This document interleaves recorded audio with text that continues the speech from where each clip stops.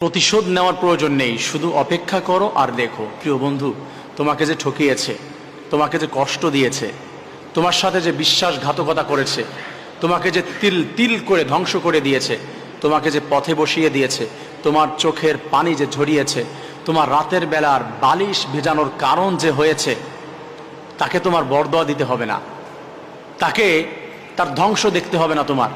তুমি বরদোয়া দিও না, তুমি অপেক্ষা করো আর দেখো তোমার সামনেই সে ধ্বংস হবে। তুমি তো কান্না করেছো গোপনে, সে মানুষের সামনে কান্না করতে করতে নিজেকে শেষ করে দিবে, তারপরে মাসুল দিতে পারবে না অপরাধের।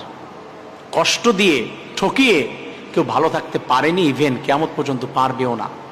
তুমি অপেক্ষা করো, তোমার সামনেই দেখবে কারো কান্নার কারণ হয়েছে, সে শান্তিতে রয়েছে, আমি দেখি নাই। মানুষ ধ্বংস হয়ে যাবে সামনেই।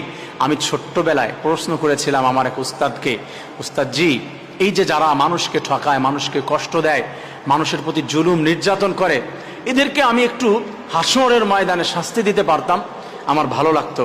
উস্তাদজি আমাকে বলেছিল, হাসরের ময়দানে সৃষ্টিকর্তা যেভাবে তাদেরকে ঠকাবে, যেভাবে তাদেরকে শাস্তি দিবে সৃষ্টিকর্তা, তুমি দেখে তোমার মায়া লাগবে, তুমি দেখে তোমার কষ্ট হবে যে আল্লাহ এত কষ্ট দিচ্ছে তাদেরকে। তুমি কত কৌশল জানো তাকে কষ্ট দেওয়ার। ভাই বন্ধু, তুমি তাকে কি কষ্ট দিবে? মেরে ফেলবে, তাই না? তুমি সর্বোচ্চ মেরে ফেলতে পারো। আল্লাহ বলেছে লা ইয়ামুতু ফিহা ওয়ালা ইয়াহইয়া, বাঁচবেও না মরবেও না, আমি বাঁচতেও দিব না মরতেও দিব না, এত কষ্ট দিব, নিঃশেষ করে দেব, ভিতরটা সারখার করে দেব, আমি বাঁচতে দিব না মরতেও দিব না আমি। আল্লাহু খায়রুল মাকিরিন। আল্লাহ বলছে তুমি আমার প্রতি ভরসা করো, তুমি আমার প্রতি ভরসা করো, আমার উপরে ছেড়ে দাও, প্রতিশোধ তোমার নিতে হবে না, আমার উপরে ছেড়ে দাও। ওয়ামাকারু ওয়ামাকারাল্লাহু ওয়াল্লাহু খায়রুল মাকিরিন। আল্লাহ তাআলা বলছে তারা ষড়যন্ত্র করছে, তারা ঠকিয়েছে, তারা জুলুম করেছে, আমি আল্লাহ রব্বুল আলামিন যখন কৌশল অবলম্বন করব, তারা তখন সরতে পারবে না, তারা ছুটে যেতে পারবে না। তুমি তো ছুটে আসতে পেরেছো, তোমাকে ছেড়ে দিয়েছে।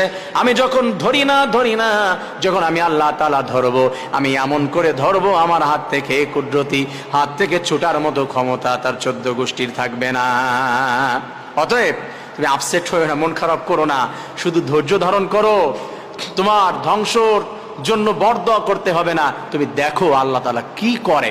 কষ্ট দিয়ে, ঠকিয়ে, প্রতারণা করে, চোখের পানি ফেলানোর কারণ হয়ে, কারোর স্বপ্নগুলো ভেঙে চুরমার করে দিয়ে, কাউকে আকাশ পর্যন্ত উঠিয়ে ভালোবাসা দিয়ে থাপ করে ছেড়ে দেওয়ার যন্ত্রণা যে, কষ্টটা যে কত বেশি, এটা তুমি নিজেই দেখবে, তুমি অনুধাবন করতে পারবে। অতএব প্লিজ আপসেট হয়েও না, মন খারাপ করো না, তুমি অপেক্ষা করো, তোমার সামনেই তুমি দেখতে পাবে। আল্লাহর কাছে বিচার দাও, আল্লাহই বিচার করবে, সেই করবে। আসুন আমরা মানুষকে ঠকানো, প্রতারণা করা থেকে দূরে সরে আছি। আল্লাহ তাআলা সবাইকে হিদায়াত দান করুন।